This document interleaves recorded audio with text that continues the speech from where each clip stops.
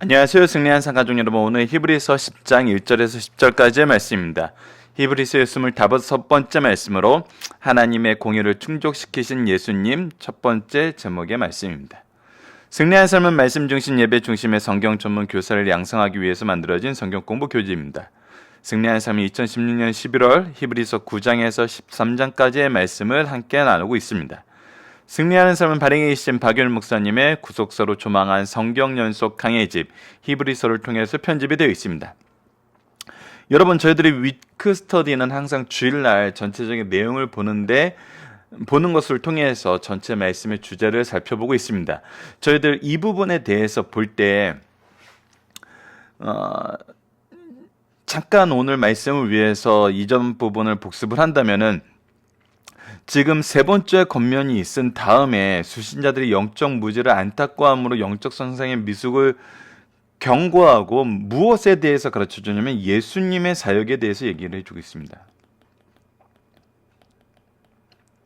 그래서 어제 말씀까지 우리가 9장 말씀까지 최종적인 성격의 새 언약, 신약의 제사가 어떤 것인지를 분명히 예수님의 사역, 신약의 제사의 의미, 예수님의 구원의 완성에 대해서 얘기를 해주고 있어요. 그러면서 다시 한번 무엇을 경고하냐면 옛 언약의 잠정성과 새 언약의 최종성을 다시 한번 논의하고 있어요. 왜 그럴까요? 이것은 이미 우리가 하나님의 말씀의 은혜, 예수 그리스도의 사역의 의미를 깨닫고 있는데도, 이것을 경험하고 있는데도 이 신비한 능력과 역사성을 어제 얘기했던 것이죠. 우리가 이미 경험하고 있는데도 무슨 일이 다시 발생하고 있다는 거예요? 되돌아가고 있다는 거예요. 왜 그럴까요? 그것에 대해서 네 번째 권면에서 신앙의 침륜에 대한 위험에 대해서 우리에게 경고해주고 있다는 것입니다. 이 부분에 대해서 설명을 한 다음에, 그래서 우리가 지금 현대를 살면서 우리가 하나님 말씀에 따라서 가장 중요한 거는 예수님을 아는 거예요. 예수님을 아는 거. 예수님을 아는 것을 통해서 예수님을 통하신 구원의 사역과 예수님을 전하는 것으로 우리의 신앙이 자연스럽게 성장해 나가도록 성령께서 인도해 주고 계시는데, 어찌하여 우리가 돌아가는 일이 발생할 수 있냐는 거예요. 우리가 오늘 이 부분에 대해서 잠깐 생각을 해보는 것이 이 말씀을 통해서 우리에게 주시고자 하시는 의미를 조금 더 바르게 이해할 수 있는 방법인 것 같아요. 특히 이 부분을 위해서 10장 26절에서 29절을 잠깐 여러분들과 함께 읽어보면은 왜 이 부분에 대한 경고가 이렇게 다시 나오고 있는지를 이해할 수 있어요. 잠깐 우리 이 부분 10장 네 번째 권면에서 신앙의 침륜에 대한 위험에 대해서 권면하고 있는 10장 26절에서 29절을 먼저 좀 읽어드리도록 하겠습니다. 우리가 진리를 아는 지식을 받은 후 짐짓 죄를 범한 즉 다시 속지 않은 제사가 없고 오직 무서운 마음으로 심판을 기다리는 것과 대적하는 자를 태울 맹렬한 불만이 있으리라. 모세의 법을 파한 자도 두세 증인으로 말미암아 불쌍히 여김을 받지 못하고 죽었거든. 하물며 하나님의 아들을 짓밟고 자기를 거룩하게 한 언약의 피를 부정한 것으로 여기고 은혜의 성령을 욕되게 하는 자가 당연히 받을 형벌은 얼마나 더 무겁겠느냐 너희는 생각하라. 자, 이것을 통해서 우리에게 강조하고 있는 경고가 뭐냐면, 특히 29절에 보면은 하나님의 아들을 짓밟고 예수 그리스도의 사역을 짓밟아서 없는 것처럼 만들어요. 자기를 거룩하게 한 언약의 피를 부정한 것으로 여기고 언약의 피에 대해서 그 피가 가지고 있는 단번의 제사를 드려서 완성케 하시는 죄 없으시고 영원하신 예수 그리스도의 피의 사역을 더럽게 해요. 부정한 것으로 여겨요. 그리고 은혜의 성령을 욕되게 해요. 이 모든 것이 우리에게 은혜로 오는 것을 욕되게 해요. 자, 이러한 것이 어디에서 일어날까요? 지금 현대 우리가 무엇에서 이것을 경험하고 있나요? 이것은 굉장히 중요한 경고를 우리에게 주고 있습니다. 누가 예수 그리스도의 구속의 사역을 무시하고 은혜의 피를 부정한 것으로 여기고 성령의 사역을 거스리나요?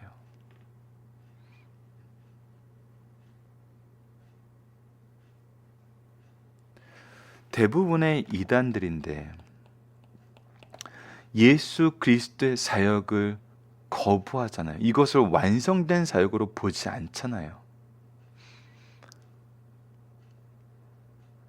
여러분들, 제가 한 가지 좀 부탁드리고 싶은 것이 있는데,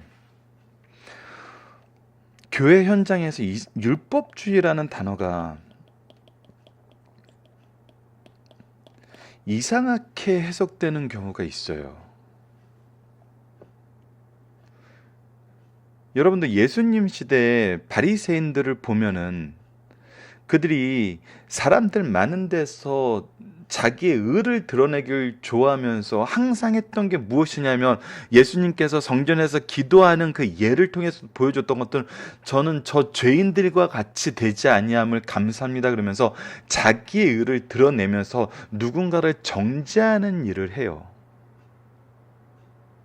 그것이 바로 율법주의의 잘못이거든요. 내가 재판관이 되는 게 잘못이에요.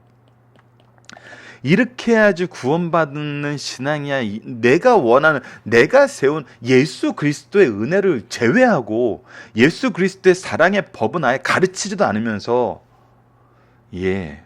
누군가를 정죄하는데, 자기를 높이는데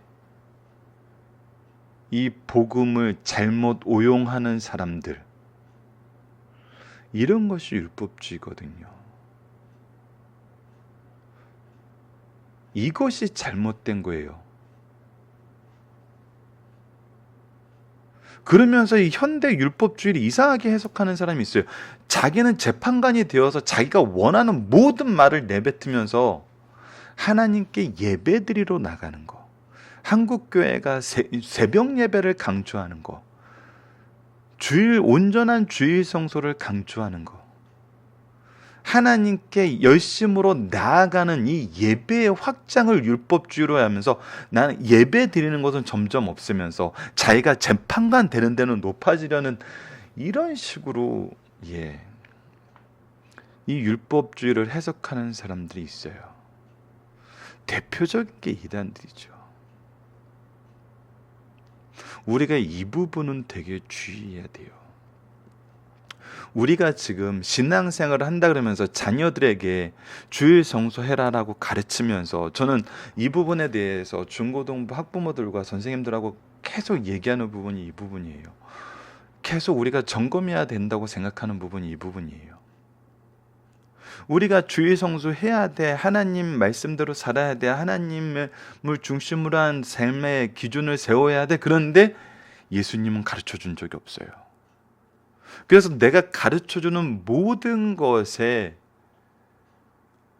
내용은 뭐냐면, 내가 잘하는 것을, 나의 의를 기준으로 그들에게 내가 생각하는 의의 기준을 제시하는 것으로 잘못 제안하는 경우가 많다는 거예요. 근데 우리가 히브리서를 통해서 보는 것은, 우리가 지금 앞부분에서 히브리서를 통해서 무엇을 가르쳐주고 있습니까? 바로 예수님의 사역을 가르쳐주고 있어요. 예수님을 가르쳐주고 있어요. 여러분들, 믿음의 선진들의 사역, 그리고 마지막 7번째 권면, 유념해야 될 신천적인 교훈들을 얘기하기 전에 히브리서는 분명하게 예수 그리스도의 구원의 은혜를 우리에게 먼저 가르쳐주고 있어요. 이것을 모르고 이 이후에 얘기를 한다는 것은 예수 그리스도 자리에 무언가 내가 생각하는 다른 것이 와 있는 거예요. 바로 예수 그리스도를 설명해 주는 이 모든 내용에 내 기준과 내 생각으로 선언하는 그 무엇인가가 있어요. 심지어는 심한 경우에는 이것이 일정하지도 않아요. 그때그때 내 생각에 따라 달라요.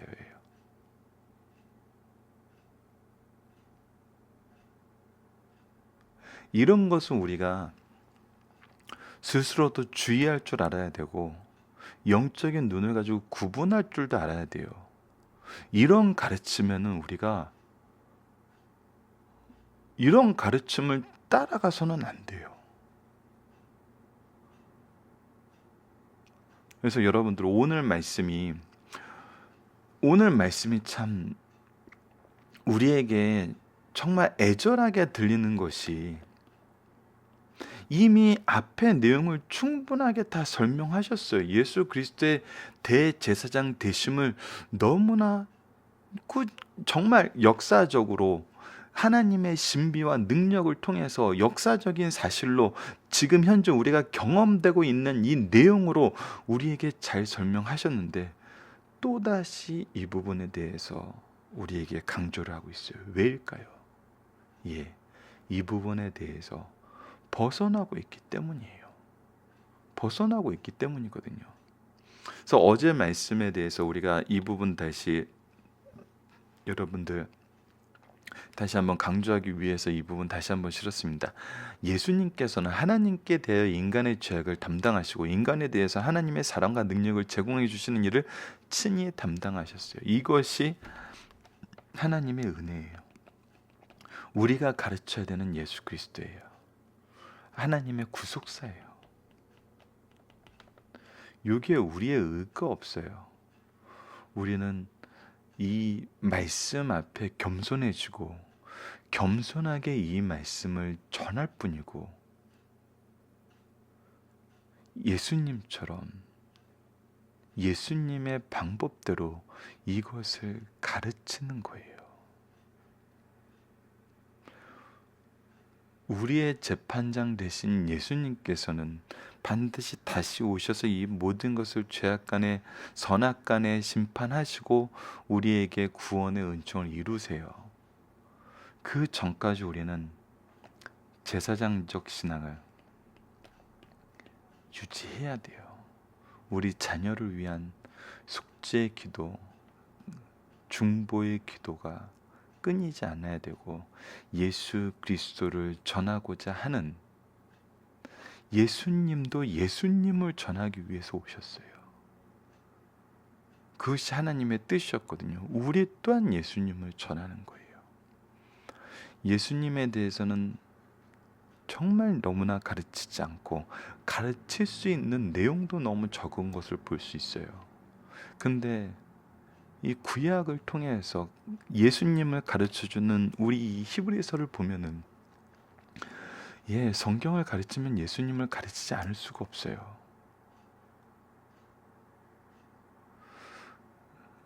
그래서 잠깐 또 연속 강해 설교에 대한 장점을 얘기한다면 우리가 어떻게 하는 것이 예수님을 전하는지 잘 모르겠으면 말씀을 그냥 있는 그대로 전하면 돼요. 정말 있는 그대로를 전하면 돼요. 다른 의도를 가지고 내 의도를 가지고 각색하지 말고 그냥 전하면 돼요.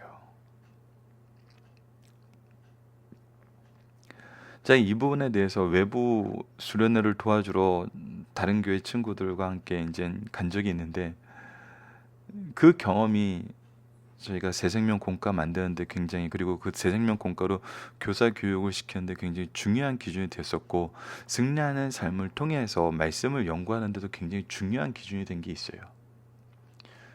여러분들 뭔가 내가 경험하고 내가 느끼고 내가 정말 해주고 싶은 얘기가 있어요. 근데 그것이 말씀으로 해석되지 않는 경우가 많아요. 말씀과 충돌되는 경우가 많아요.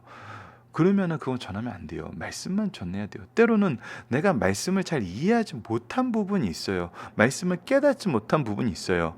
그러면 그 깨닫지 못한 것을 억지로 해석할 필요 없어요. 그냥 있는 그대로 그 말씀을 그냥 선포하면 돼요. 아는 것만 정확하게 전하는 게 좋아요. 예수님에 대해서도 마찬가지 우리가 아는 것만 정확하게 전하는 것이 가장 안전하고 좋은 방법이에요. 그거에 대한 바른 가르침을 위한 교재가 바로 성경인 거거든요.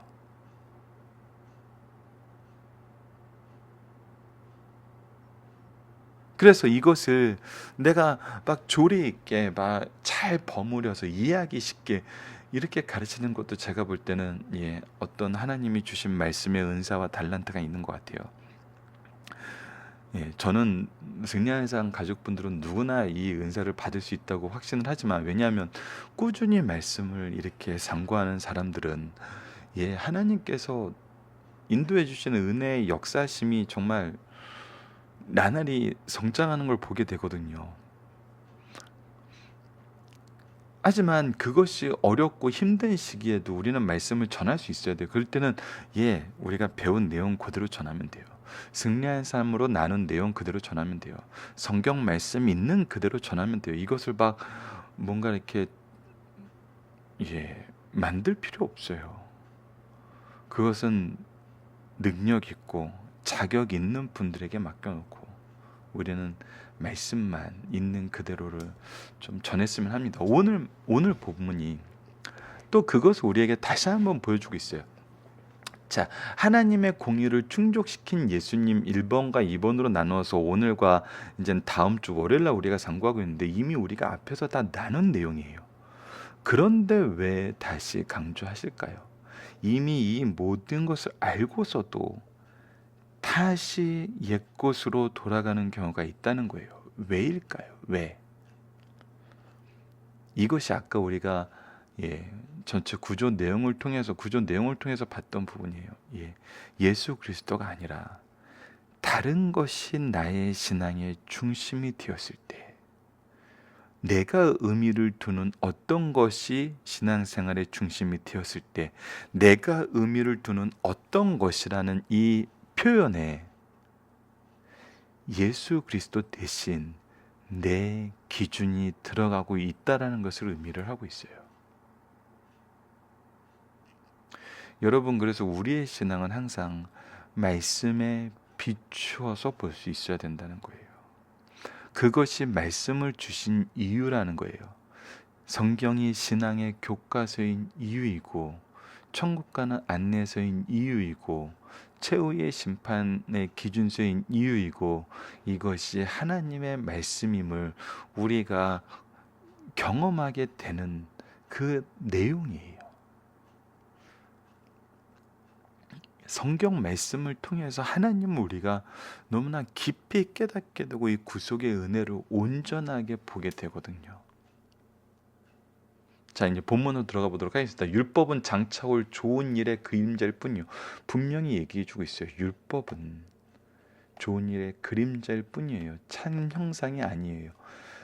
해마다 늘 드리는 같은 제사로 나오는 자들은 언제나 온전하게 할 수 없습니다. 이거는 온전하게 없어요. 율법은 그림자이고 반복해야 되는 것이고 온전하게 할 수 없어요. 하지만 예수님께서 드리신 이 제사는 참 형상이고 단번에 드리고 온전해져요. 그렇지 아니하면 성기는 자들이 단번에 정결하게 되어 다시는 죄를 깨달을 일이 없으리니, 과거의 것이 온전하였던 것이라면 단번에 드려서 정결하게 돼서 다시는 제사 드릴 일이 없을 텐데 어째 이것이 반복되냐는 거예요. 반복되는 것을 통해서 우리가 이것이 불완전하다는 걸 알게 돼요. 그렇다면 왜 이 반복되게 하는 이 율법의 행위를 우리에게 가르쳐 주셨을까요? 왜 우리에게 제정해 주셨을 거예요? 그것이 바로 3절입니다. 그러나 이 제사들은 해마다 죄를 기억하게 하는 것이 있나니, 이 죄를 깨닫게 한다는 거예요. 이 죄의 문제에 대해서 우리가 생각하게 한다는 거예요. 왜? 이 죄는 내 기준대로 내가 원하는 것을 생각하면서 살게 하기 때문에 죄라고 인식하지 못하게 만들어요. 여러분, 이것이 굉장히 학문적인 부분에서도 굉장히 중요한 위치를 차지하는 걸 봐요. 현대 이제 이스라엘의 회복에 대해서 여러 가지 내용을 통해서 로마서 말씀과 또 이렇게 구약에 예언된 언약의 성취를 우리가 어떻게 해석해서 어떤 신학적인 신앙보다는 이제 이분은 학문이기 때문에 신학적인 견해를 갖는 것이 성경적으로 옳으냐에 대해서 현대 많은 논의가 이루어져요. 자, 여기에 핵심이 있어요. 신학적으로 어떤 것이 옳으냐에 대해서 성경을 비추어 연구하는 그런 움직임이 있어요. 즉, 성경을 통해서 우리가 이것이 옳은지 항상 돌아보아야 돼요. 교회에서 목회자가, 교회에서 말씀의 리더가 바로 내가 하는 것이 성경적으로 옳은지 항상 살펴봐야 돼요. 여러분들 이 지점에서 다시 한번 연속 강의 설교를 통해서 말씀을 연구하는 것이 왜 좋은지 여러분들께 말씀드릴게요. 이것을 내가 무엇인가를 하고 있는 것이 옳은지 안 옳은지 보는 것은 정말 그 분야에 대해서 열심히 학문적으로 연구하고 그것을 적용시키면서 교회 현장에서 다양한 방법으로 적용해 본 사람들도 찾기가 어려워요. 솔직히 우리가 정말 신앙생활을 열심히 하면서 이것이 정말 하나님의 방법인지 내가 살펴볼 수 있는 방법은 여의치 않아요. 이거는 정말 수십 년간 목회 현장에서 이 부분에 대해서 계속적으로 적용하고 끊임없는 경험과 그 하나님과의 대화를 통해서 이 모든 것의 시작과 끝을 경험해 본 우리 믿음의 스승들, 부모님들 외에는 정말 이런 지혜를 가지기란 어려워요. 안타까운 것은 이런 지혜를 우리가 더 이상 잘 구하려 하지도 않고 잘 또 가르쳐도 받아들이려 하지도 않는다는 거예요. 근데 그 상황보다 더 절망적인 것은 우리에게 그런 얘기를 해줄 영적 스승과 부모가 점점 없어져 간다는 거예요. 이거는 우리의 정말 그리스도인들에게 정말 힘든 시대를 맞게 하고 있다는 그런 증거일 수 있거든요.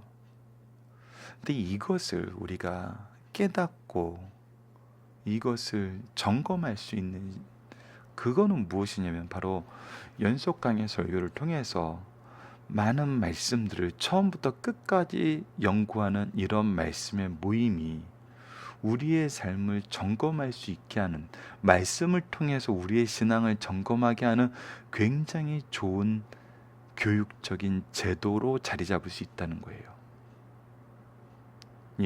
우리가 말씀 연구를 하면서 리더들은 항상 배워요. 항상 배우고 가르쳐요. 그리고 항상 말씀을 통해서 이것이 그런가 하여 사도행전 17장 11절에서 났던 것처럼 베레아 사람들 신사적이어서 말씀이 그런가 하여 날마다 말씀을 상고하는 거로 이것처럼 항상 말씀을 기준으로 우리의 삶을 돌아봐요. 그것이 때론 예배적인 부분이라면 우리가 레위기를 살펴보면서 구약의 예배와 현대 예배를 그 정신을 우리가 살펴보는 기회를 갖게 되고 여러 가지 말씀을 통해서 그 말씀을 토대로 지금 현재 우리의 모습을 살펴보는 시간을 갖게 하잖아요. 무엇이? 연속 강해 설교를 통해서 말씀을 연구하는 것이.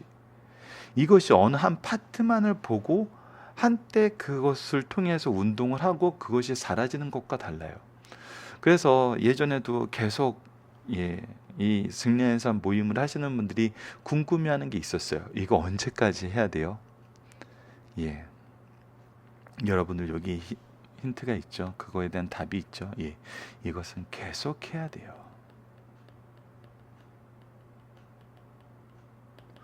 우리의 가정과 교회가 왜 있겠어요? 하나님이 왜 말씀을 주셨겠어요? 이것을 옆에 끼고 있으라는 거거든요. 마음판에 새기라는 거거든요. 네 이마에 새기고 문설주 베고 네 팔에 매서 네 가슴에 메어서 이것을 항상 안전하서나 자녀들과 함께 강론을 하는 거거든요. 그러기 위해서 말씀을 주셨거든요. 그래서 이것을 가장 잘 점검할 수 있는 것이 바로 승리한 삶과 같은 말씀 연구라는 것을 여러분들께서 이번에 이 말씀을 우리가 어떻게 삶에 적용하고 살까 했을 때 이것이 그래도 가장 안전하고 좋은 방법임을, 느리지만 훨씬 더 유용한 방법이고 좋은 방법임을 여러분들께서 경험해보는 시간이었으면 합니다. 자, 계속 보도록 하겠습니다. 이는 황소와 염소의 피가 능히 죄를 없이 하지 못합니다. 이것이 못한다는 것에 대해서 우리가 이미 상고해 봤어요. 그러므로 주께서 세상에 임하실 때 이르시되 하나님이 제사와 예물을 원하지 아니하시고 오직 나를 위하여 한 몸을 예비하셨도다. 이 얘기는 이제 어디에 나오냐면 시편 40편의 말씀을 이제 인용을 한 거예요. 그래서 이 부분을 잠깐 찾아서 읽어드리도록 하겠습니다.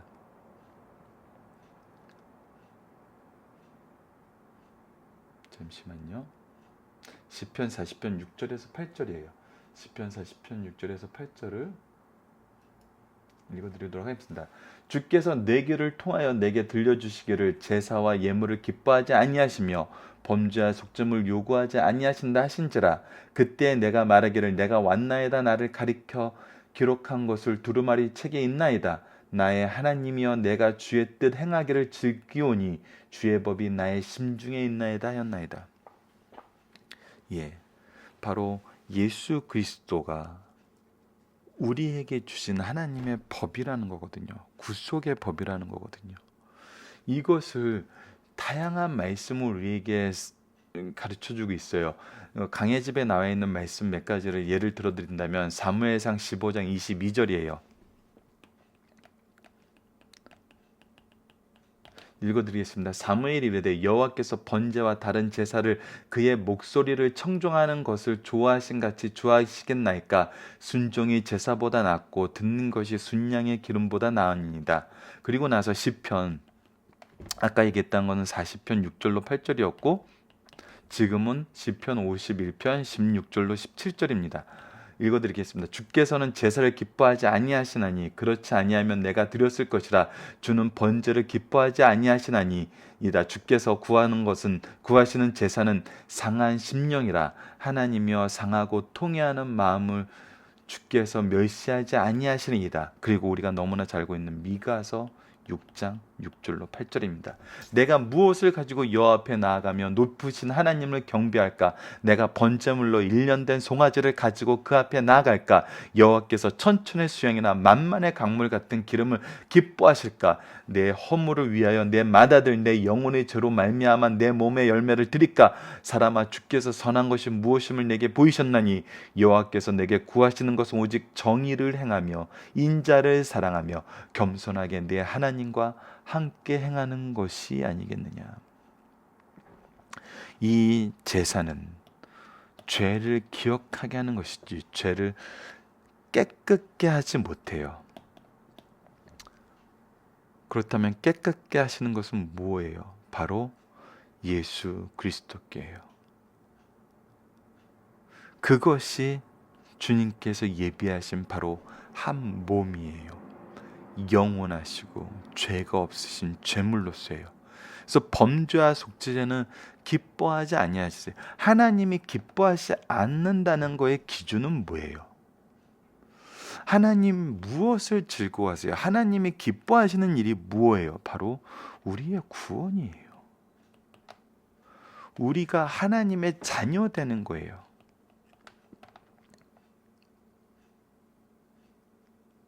근데 여기서 얘기하는 번제와 속죄제는 왜 기뻐하지 아니하세요? 아까 우리가 구조를 통해서 예수님을 대처하는 그거예요. 번제와 속죄제가 무엇이 됐어요? 내 의가 됐어요. 이게 어떻게 의가 될 수 있어요? 예수 그리스도를 알려주는 구약의 말씀을 통해서는 범죄와 속죄자가 내 의가 될 수 없어요. 근데 이것이 내 의가 됐어요. 내가 신앙생활 하는 게 내 의가 됐어요. 내가 예배를 더 많이 드리는 게 내 의가 됐고, 내가 말씀을 선포하는 자가 되고, 내가 말씀의 리더가 된 게 내 의가 돼버렸어요. 예, 이거는 기뻐하지 않으신다는 거예요. 이거는 기뻐하지 않으세요. 어떻게 이것이 의가 될 수 있어요? 우리가 의가 되는 것은, 우리의 의가 되는 것은 오직 예수 그리스도의 구원의 은혜예요.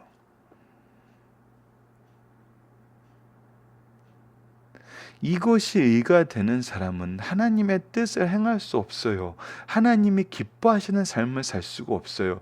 왜? 내 의를 자랑하고 내 의를 세우기 위해서 다른 사람들의 잘못을 지적하면서 오히려 그들을 무너뜨리거든요. 그들을 예수 그리스도께로 이끄는 것이 아니라 그들이 교회에서 떠나게 만들어요. 예수님의 이름을 버리게 만들어요. 오히려 죄를 더할 뿐이에요. 로마서 10장 2절에서 3절까지의 말씀의 내용을 반복할 뿐이에요. 내가 열심을 가진 것이 하나님을 아는 지혜가 없는 거로 오히려 내 의만 더하면서 열심으로 하나님의 의를 범하는 게 되는 거예요. 이러한 번제와 속죄는 기뻐하지 아니하신다는 거예요. 그래서 미가서에서 다시 한번 얘기하는 것처럼 여호와께서 내게 구하는 것은 오직 정의를 행하며 예수 그리스도의 은혜 구속의 도리를 행하며 인자를 사랑하며 참된 사랑을 전하며 예수 그리스도 하나님의 사랑을 전하며 겸손하게 하나님과 동행하는 거예요. 이것은 하나님 앞에 겸손한 사람일 뿐만 아니라 이 구원의 도를 전하는데 가장 필요한 것이 겸손함을 우리에게 가르쳐줘요.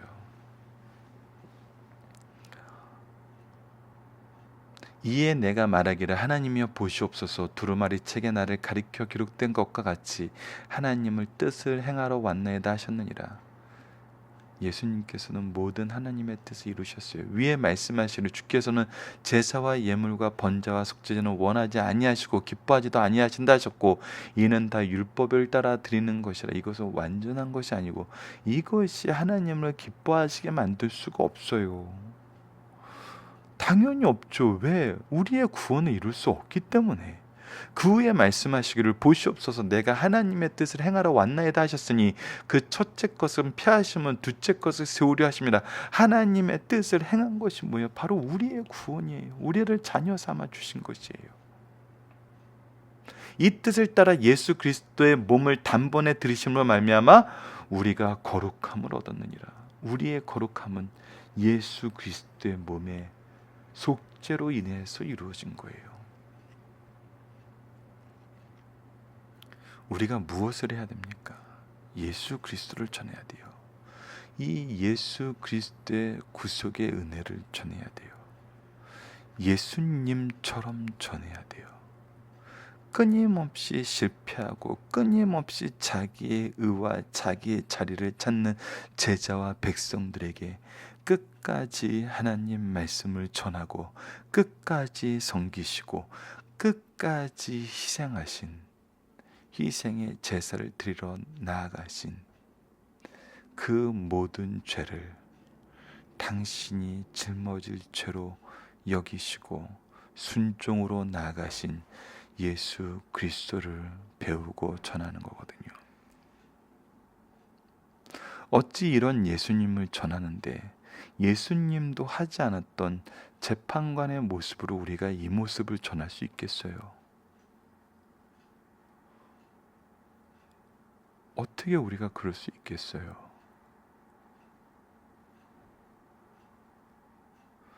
기독교 교회의 역사를 보면은 예수님 이후에 2000년간 기독교 역사를 보면은 누군가가 이 재판관의 자리에 있었을 때가,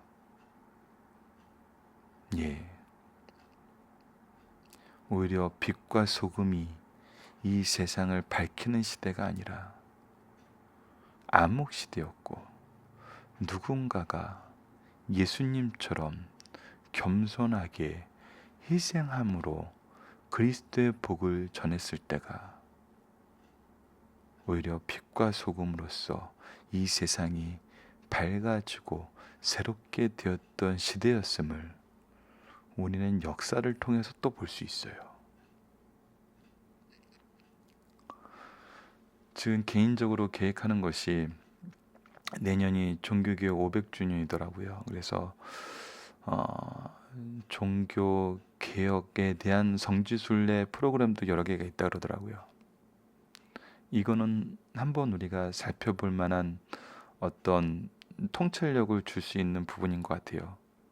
이 종교개혁이 어떻게 이루어졌는지를 보면은 분명하게 이루어지는 이 내용이 크게는 두 갈래가 있어요. 혁명적으로 재판관적인 입장이 되어서 종교개혁을 이루었던 것과 오직 말씀에 힘입어서 말씀을 전하는 것을, 사도행전에서 나타났던 것처럼 말씀을 전하는 것을 목표로 하여서 이루어졌던 이 두 갈래의 큰 길이 있어요. 물론 중간에 리더에 따라서 이 두 개가 잘 버무려진 적도 있고 극명하게 나누어진 경우도 있어요. 이것을 우리가 살펴보고 그 이후에 복음의 확장과 믿음의 진보가 유럽사에서 어떻게 이루어졌고 그 유산이 지금은 어떻게 됐는지를 보면은 우리가 이 말씀을 통해서 역사하시는 하나님의 방법이 정말 히브리서를 통해서 가르쳐준 그 내용이 맞구나라는 것을 또 증명할 수가 있어요. 그래서 이 과정을 한번 내년에는 해볼까 준비를 하고 있는데, 여러분들 혹시 이 부분에 대해서 관심이 있으신 분들은 연락 주시고 이 부분에 대해서 함께 하실 수 있는 방법이 있는지 함께 연구해 보는 시간을 갖는 것도 좋을 것 같습니다. 자, 그러면 본문 묵상하기를 보도록 하겠습니다. 율법의 불완전성은 무엇인가요? 이건 그림자일 뿐이고 반복해야 되는 것이고 온전하게 할 수 없다는 거예요. 그러나 율법의 기능은 무엇인가요? 죄를 기억하게 한다는 거예요. 온전한 제사를 위해서 하나님이 준비하신 것은 무엇입니까? 바로 예수 그리스도라는 거죠. 이 부분에 대해서는 우리가 앞부분에서 충분히 배웠기 때문에 다시 설명하지 않겠습니다. 율법과 그리스도의 관계는 무엇이에요? 율법은 예수님을 바라보게 하는 것이고, 그리스도는 이 율법의 모든 의를 이루신 거예요. 이것이 분명한 차이고 관계이면서 이런 과정입니다. 이것을 우리가 바로 설명하지 못하면은, 특히 이 율법이 우리의 의를 세우는 것으로 잘못 해석하는 것이야말로 이것이 율법주의예요. 이것은 어떠한 의도 우리에게 줄 수 없어요. 우리의 죄를 깨닫게 할 뿐이에요. 우리가 은혜의 시대에 산다는 것은 죄를 깨닫고 바로 그리스도의 은혜의 풍요로움에 들어갈 수 있다는 거거든요. 그래서 현대 시대에 예수님을 믿고 구원받은 자가 많아지고 복음이 확장된 이유는 바로 이 은혜 안에 있었거든요. 이것을 우리가 가정과 교회에서 확인하시는 승리의 산 가족 여러분들 되었으면 합니다. 중심 사상을 간단하게 보고 넘어가도록 하겠습니다. 히브리서의 구조는 크게 세 부분으로 나눠져 있어요. 이 부분 우리가 앞부분에서 많이 상고했습니다. 그리스도의 품성의 우월성, 사역의 우월성, 신앙의 우월성을 우리에게 확인해 주고 있어요. 지금까지 두 번째 부분인 그리스도의 사역의 우월성을 논증하며 그 제사장직인 아론 계열보다 우월함을 가르쳐줬어요. 그 아론의 계열의 제사 의식이 그리스도의 속죄의 사역을 성취하심으로 소멸되었음을 가르쳐줘요. 이제 두 번째 단락의 마지막 부분으로 두 번째 부분의 결론을 얘기해주고 있는데, 옛 자세는 참 형상 제사의 그림자에 불과하고 실제에서는 그리스도의 제사가 하나님의 뜻을 이루신 것이 오늘까지의 본문이고, 다음 주 월요일 말씀이 그리스도의 제사는 단번에 영원한 속죄를 이루신 것을 다시 한번 우리에게 강조해주고 있어요. 본문이 기록되었을 당시의 배경을 다시 한번 살펴봅시다. 유대교에서 개종한 성도들은 유대교 제사 제도에 길들여져 있었어요. 그래서 영과 진로 드린 예배가 구약 제사 제도보다 의미가 없다고 생각하였어요. 결과적으로 예배에 적응이 안 되었고 유대교로 되돌아가려 하였어요. 이런 배경에서 구약의 율법을 통해서는 양심으로 죄를 깨닫게 하지만 죄의 근본 문제를 해결할 수 없고 오직 그리스도의 속죄제로만 죄가 해결한다는 사실을 가르치고 있어요. 여러분들, 지난달에 그 얘기를 한 적이 있어요. 카톨릭의 예배를 왜 개신교를 다니던 사람들이 카톨릭으로 많이 개종했느냐 했을 때, 뭐 여러 가지 사회적인 이슈에 대한 부분도 있지만 많은 사람들이 그 얘기를 했거든요. 예배 드리는 것 같다. 예배의 경건성이 그 예배의 형식 속에 있었기 때문에 그 예배의 형식으로 오는 나의 만족감이, 예, 마치 뭔가 종교적인 어떤 의를 이룬 것처럼 생각될 때가 있거든요.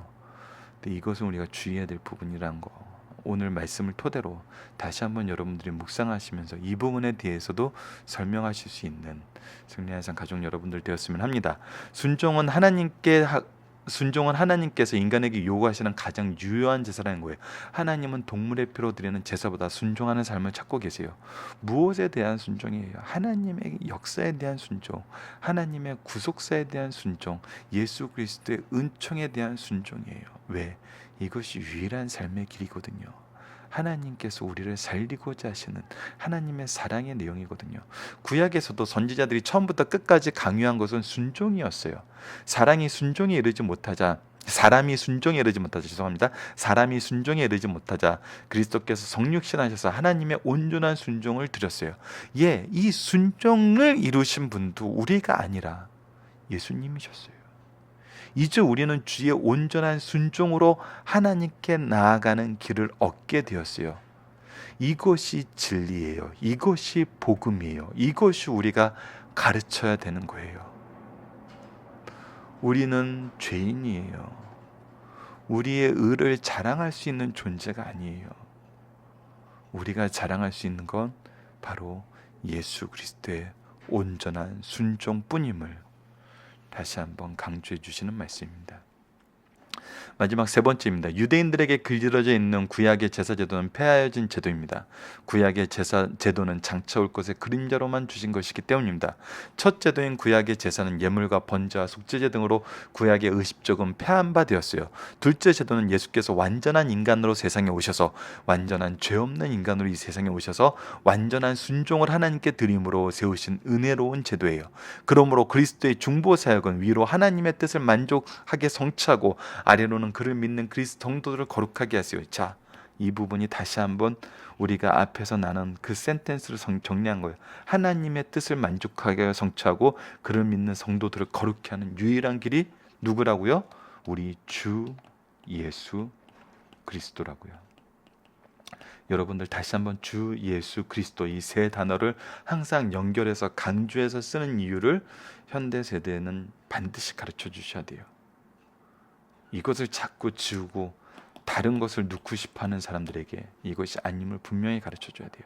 이와 같이 그리스도의 사역은 단번에 완성하신 영원한 효력이 있는 제사요, 그 결과로 얻어진 성도들의 성결도 단번에 영원한 은총이 된다는 사실을 확신케 하신 말씀입니다.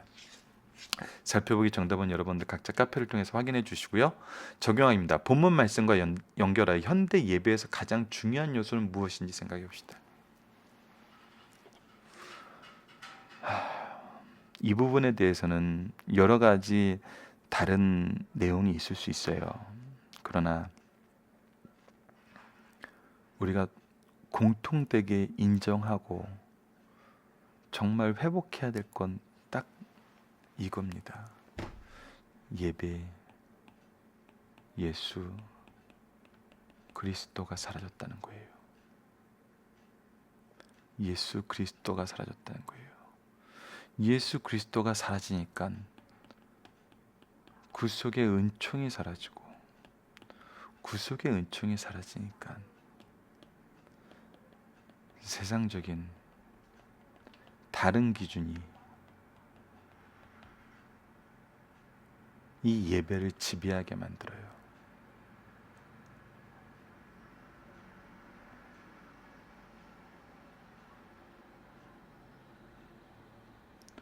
저는 현대 사회에 이러지도 저러지도 못하는 것 중에 하나가 바로 설교인 것 같아요.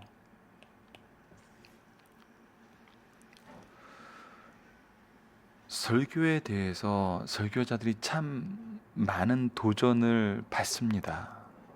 시간에 대한 도전, 내용에 대한 도전, 형식에 대한 도전.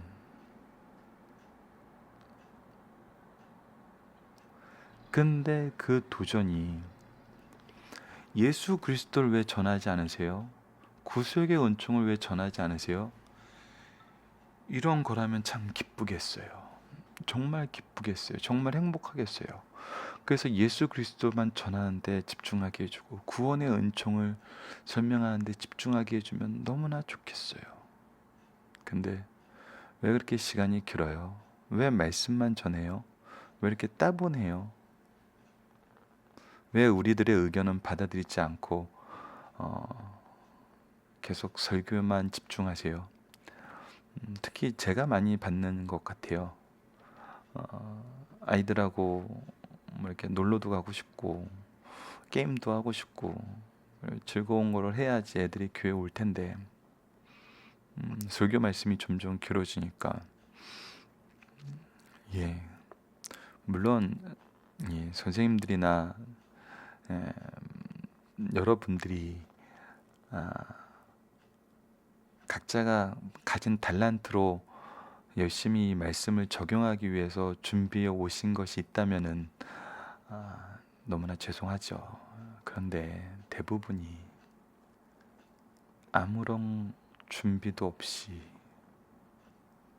왔는데 설교에 대해서 예, 도전을 하더라고요. 이거는 설교자가 예, 감당해야 될 부분이라고 저는 생각을 해요. 개인적으로.